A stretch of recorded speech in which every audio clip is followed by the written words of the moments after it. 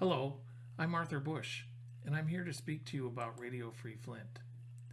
Radio Free Flint is dedicated to the beleaguered American city of Flint, Michigan, and communities just like it across America.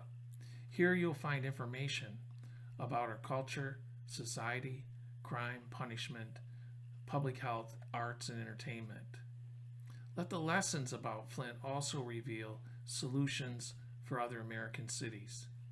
Our goal is to bring hope, truth, and insight for a better future. Our project intends to bring our community and its story to the people throughout our country so that they can clearly see what's happened. Today, Flint, Michigan sits as the only city I know of in America with two major health crises ongoing. It's a city without clean water. Just this morning in the city of Flint, a big truck pulled up, loaded with crates of drinking water. Families had to leave their homes, being told by their government that they shouldn't leave because of the coronavirus and the potential that they could contract it by being out in the public with contact with other people. So what I hope to do is be a place for information to be shared.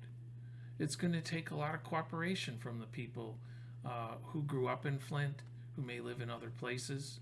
You're going to hear from people whose children have gone other places. I want to be a place, and I want to create a site which gives hope to folks and to show what we have accomplished as a community. The reason for that is that this helps both Michigan, our leaders in other places, as well as across this country, to see the impact of what's happened here and the lessons. Just in the short little while that I started this project, I've interviewed some very interesting people, a couple of young people with Flint roots. I interviewed a young lady who has decided that she wanted to go and speak to young people across America about what their worth is, what their self-esteem is, to become a successful national speaker. Another one, and I asked how she could do that. This lady, in closing her comments, talked about Flint being tough, being strong, that they're really resilient. And that is true. We've seen more than our share of crisis. I've interviewed other people who talked about Flint's rich history, being the country capital of the North, and talking a little bit about some of the interesting things in the arts and entertainment. One of the things I didn't know, and as I started this project, that Flint actually launched the community radio station that then became a model for the rest of the United States. And in doing so, they introduced the community radio, which we now call public radio, into schools. I talked to healthcare experts that talked about the stresses of our healthcare system. I hope to continue talking about arts and entertainment, talk to major leaders that deal with these public health issues, as well as other issues such as justice and punishment, and to try to deal with some of the problems we have in the city of Flint. Let me say this. I sat around during this pandemic, like many of you, wondering what's happened to my life, what's happened to our world. You know, I have a pretty good life. I've been retired for a number of months. It's been a long time since you've seen my face or my voice. But I decided that I don't know, I don't have a platform. I'm not in public office. I don't intend to run for office. But what does my voice matter? I began to discount that. What does it matter? What does your voice matter? All of us have our network. All of us have those that we influence and that we can give hope to.